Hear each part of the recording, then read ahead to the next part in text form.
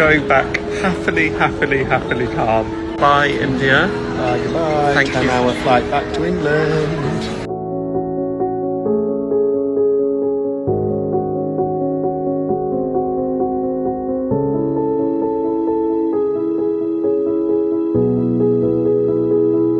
நாட்டையே உலுக்கிய கோர விபத்து. விமானம் புறப்பட்ட சில நொடிகளில் புகைந்து போன மனித உயிர்கள்.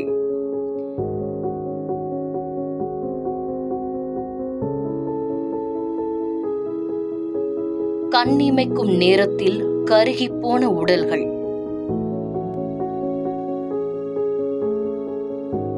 விபத்தில் விமானத்தில் பயணித்த ஒருவர் கூட உயிர் தப்பிக்க வாய்ப்பில்லை என காவல்துறையினர் கூறிய போதும் ஒருவர் மட்டும் உயிர் தப்பித்த அதிசயம். குஜராத் மாநிலம் அகமதாபாத் விமான நிலையத்தில் இருந்து லண்டனை நோக்கி போயிங் 787 ரக விமானம் 242 பயணிகளுடன் தனது பயணத்தை தொடங்கியது. லண்டனுக்கு சுற்றுலா செல்லும் சிலர், தங்களது பணிகளை தொடர குடும்பத்துடன் புறப்பட்ட சிலர், தங்கள் நாட்டிற்கு செல்கிறோம் என்கிற உற்சாகத்தில் சிலர் என பலவித உணர்ச்சிகளுடன் விமானம் முழுவதும் பயணிகள் நிரம்பி வழிந்தனர். அதே விமானத்தில் குஜராத் மாநில முன்னாள் முதலமைச்சர் விஜய் ரூபானியும் லண்டனில் உள்ள தனது மகளை பார்ப்பதற்காக பயணிக்கிறார். இப்படியாக 169 இந்தியர்கள், 53 பிரிட்டிஷார்கள் மற்றும் 7 போர்த்துகீசியர்கள் மற்றும் ஒரு கனடா நாட்டைச் சேர்ந்த பயணி என பலரும் பயணிக்க பைலட்டின் கட்டளையின்படி விமானம் பறக்க தயாராகிறது.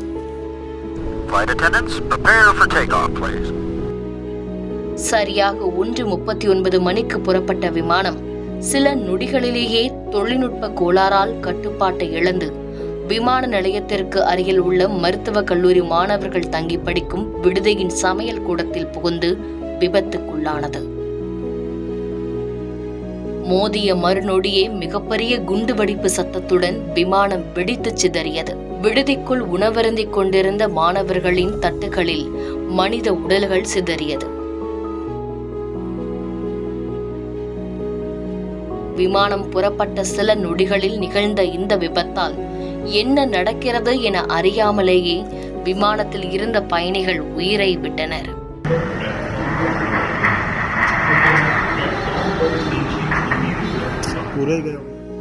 குடியிருப்பு பகுதியின் மையத்தில் நிகழ்ந்த இந்த விபத்தால் பொதுமக்கள் ஏராளமானோர் விபத்தினை கண்டு அலறி ஓடினர்.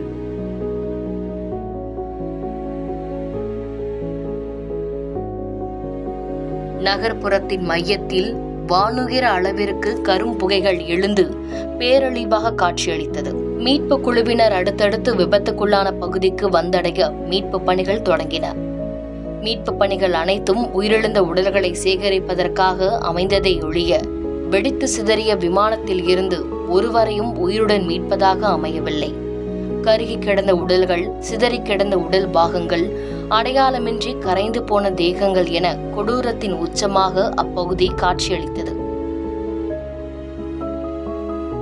லண்டனில் தனது மகளை பார்க்க சென்ற குஜராத் முன்னாள் முதலமைச்சர் விஜய் ரூபானி அந்த விபத்தில் கரைந்து போனார்.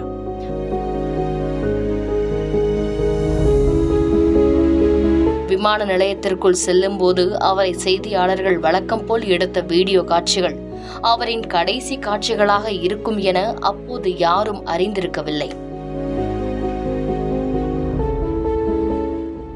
அதேபோல் லண்டனில் செட்டிலாகி தனது குடும்பத்துடன் பயணித்த ராஜஸ்தானைச் சேர்ந்த மென் பொறியாளரான பிரித்திக் ஜோஷியின் மொத்த குடும்பமும் விமான விபத்தில் பலியான சம்பவமும் சோகத்தை ஏற்படுத்தியது.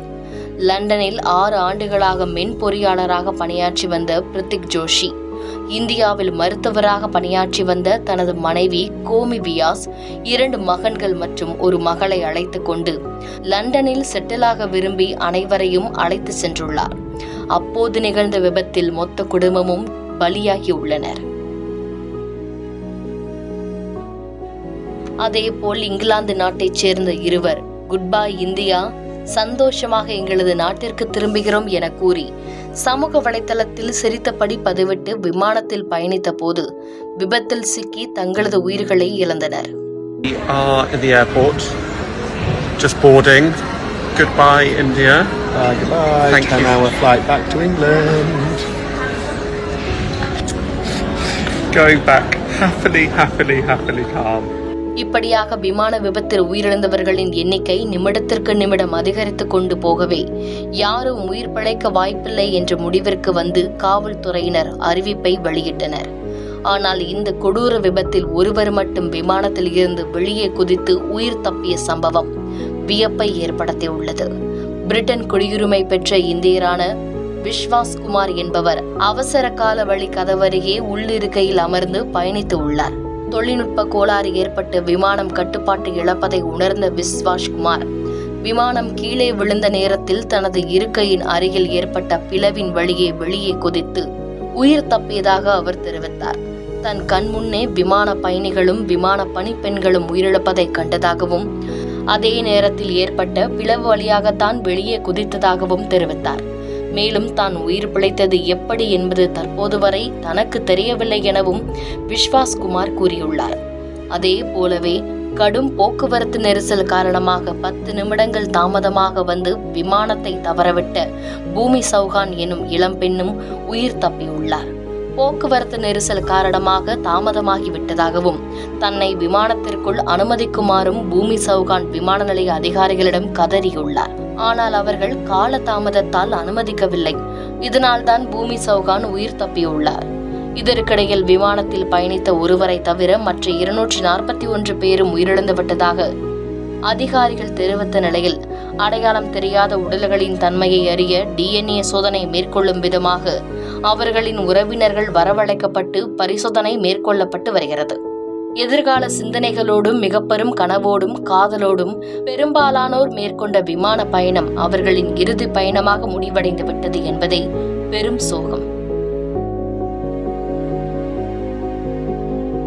வானில் பறந்து காற்றில் கரைந்த உயிர்களின் ஆன்மாக்களுக்கு அஞ்சலி செலுத்துவதே தற்போதைய அத்தியாவசியமாகிறது.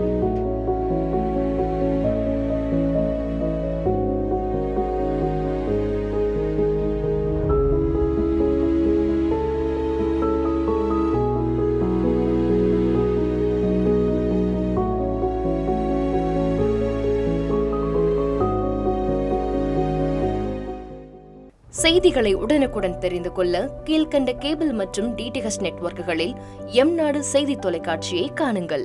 பாதகம் செய்பவரை கண்டால் நாம் பயம் கொள்ளலாகாது பாப்பா. மோதி மிதித்து விடு பாப்பா, அவர் முகத்தில் உமிழ்ந்து விடு பாப்பா. அண்மை செய்திகளை உடனுக்குடன் தெரிந்து கொள்ள இணைந்திருங்கள் எம் நாடு தொலைக்காட்சியுடன்.